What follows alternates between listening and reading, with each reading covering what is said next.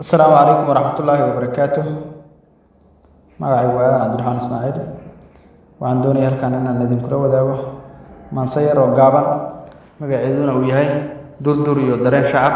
qaybna ka ah silsiladda dareen taabad oo daafuray abwaan dalmar si gaar ah jawaab u ah maansadii silsiladda uu ku daafuray ahayd dareen taabad dhageysi aboon dalmar uu dadaasho soo duwatay laabtiyo dareemaha dadkayga soo diridda maansada dareen taabad aad tiri aniguna idaartay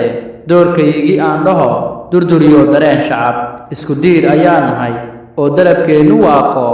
isku door ayaan nahay diin quraynu leenahay damaaciga shisheeyaan isku dow ka joognaa dad isweheshadaan nahay balaa inaad dafayse duul midaysan baan nahay dangaarooy cid leedahay nama kala dirayse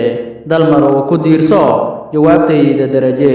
duqaymaha dhacaayo daldalaada shacabkiyo xoolaha didaayo waxa doorkan jiro oo gobolkeena daashaday duruufaha aad sheegtiyo kuwa aan danayn oo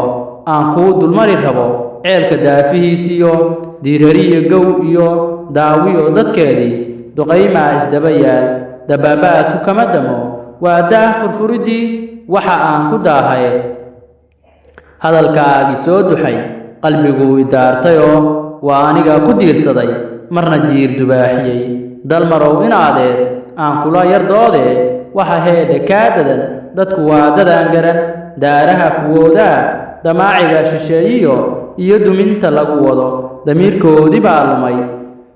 dantoodana ma eegtaan waa ila yar durugtaye waan soo dabraayaa dalmarow ducaysane ha dambeeyo kaage dadkeennii waxaan odhan dagaal baan ka doorbiday duqaymaha idaashaday duulaan ayaan ahay deegta qoriga saarto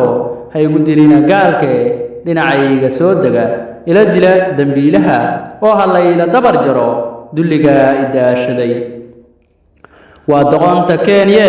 dalmarow inaade ma dagaalgelaysaa gaalka ma ila dilaysaa mise dood cidlaabaad dalmarow furaysaa haddii diriir la sheegaa iyo duulimaadyana danahaaga maaho adigu waa dib jiraysaa. Assalaamu calaykum warahmatullahi